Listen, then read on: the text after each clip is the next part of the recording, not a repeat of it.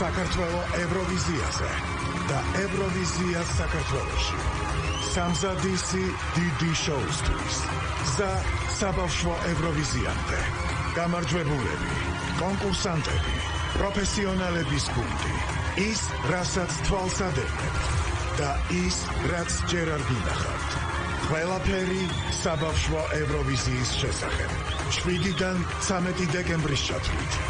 ყოველ საღამოს 9 საათიანი მოამბის დასრულების შემდეგ.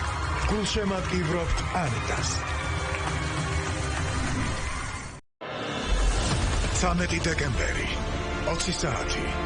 ევროპის საზოგადოებრივი მაუწყებლის პირდაპირ ეთერშია თბილისი, ოლიმპიური ქალაქი, ტანვარჯიშის არენა. საბავშვო ევროვიზია 2025. 18 ქვეყანა და მე-15 ნომრად საქართველო.